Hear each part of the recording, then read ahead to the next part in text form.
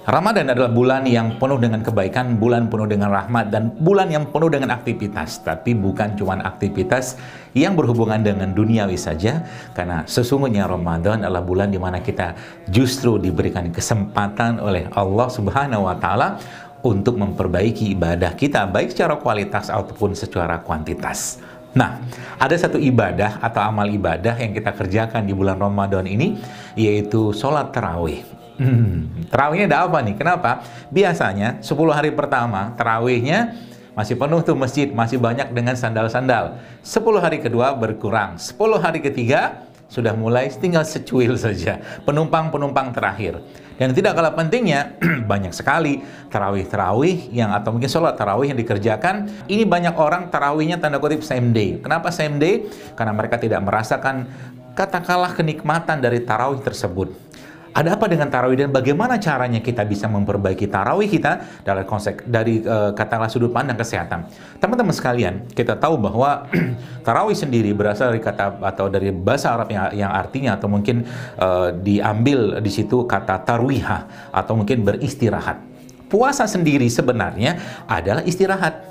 Ada beberapa waktu lalu saya mendapatkan pertanyaan, "Dok, kenapa ya saya kalau puasa sunnah, apalagi Ramadan, itu bahagianya minta ampun." Bahagia banget dibilang begitu. Nah, ini ada menarik di sini kalau kita mau bahas. Baik. Waktu zaman kita sekolah dulu, saya mungkin SD, Anda mungkin SD ya. Salah satu momen terbaiknya kita, atau momen yang paling kita tunggu-tunggu kalau lagi sekolah ngapain? Nunggu bel berbunyi, nunggu lonceng berbunyi. Buat ngapain? Istirahat, gitu ya.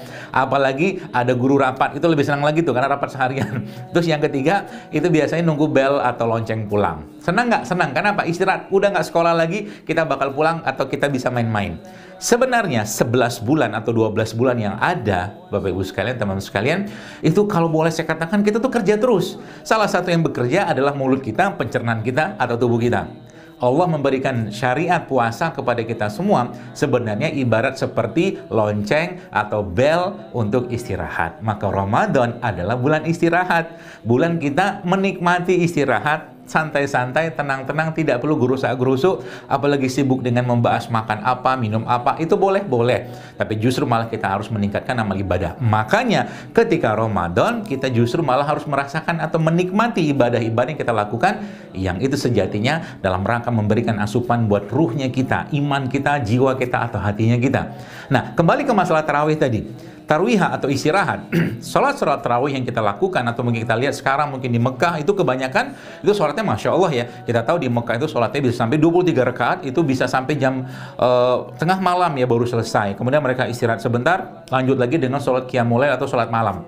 Nah, tarawih sebenarnya bisa kita kerjakan dengan seperti itu, dengan tenang-tenang, dengan istirahat dan dengan kita menikmati itu. Tapi, ada tapinya, kalau berbukanya udah bermasalah, sahurnya bermasalah, maka tarawihnya juga akan bermasalah. Kenapa masalah? Karena beban tubuh yang luar biasa besar ketika orang sedang berbuka puasa.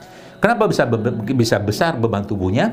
Karena waktu berbuka terlalu banyak asupan, katakanlah karbohidrat yang miskin serat. Dari gula pasir misalkan, tepung-tepungan yang dia konsumsi ketika berbuka puasa. Kita tahu di negeri kita, Indonesia, salah satu makanan favorit yang sangat banyak dinikmati orang ketika berbuka puasa itu adalah tepung yang dikasih atau dimasak dengan goreng.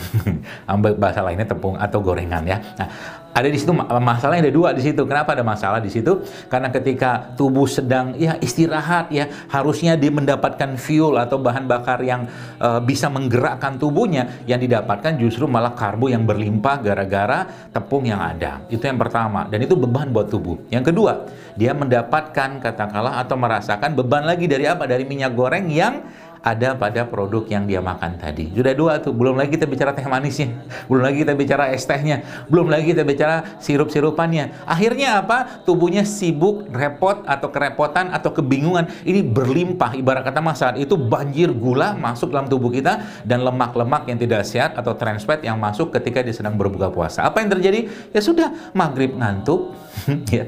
Habis maghrib dia akan berbuka makan berat, makin ngantuk lagi, tarawihnya tinggal kenangan. Ya, bukan tinggal kenangan. Jadi kadang-kadang dia begini gitu kan, sholat gitu kan, nggak tahu imam baca apa, tiba-tiba udah ruku aja, udah sujud jadi udah selesai aja. Ya, Itu yang terjadi banyak di kalangan kaum muslimin. Itu saya kira mungkin itu saatnya kita ubah, ya. Dengan cara apa? Kita menikmati tarawihnya, menikmati Al-Fatihahnya, menikmati bacaannya, dan juga menikmati makanan yang kita konsumsi ketika kita sedang berbuka puasa, ya. Jadi berbuka puasa kita jaga supaya nanti tidak berat waktu kita sedang tarawih. Beberapa masjid ada yang sholat tarawihnya 20 rakaat tambah dengan witir 3 rakaat. Ada beberapa juga yang 8 rakaat tambah dengan 3 witir, jadi 11 rakaat. Mana saja. Mau kayak apapun juga, kalau kita tidak menikmati istirahatnya kita, istirahat tubuh kita ketika tarawih tadi, dengan tergesa-gesa, dengan tarawih same day tadi, ya, apalagi dengan makan yang berlimpah tadi, maka tarawihnya tidak akan memberikan efek ke tubuh kita. Sejatinya sholat adalah bentuk, ya, kalau kita bahas tentang dari sudut pandang katakanlah otot, tulang, dan sendi. Sholat itu sebenarnya kan stretching dan relax. Ya, ada gerakan-gerakan yang membuat tubuh kita itu bergerak. Di bahu, ya, di dengkul, di lutut, semuanya, bahkan kepala kita.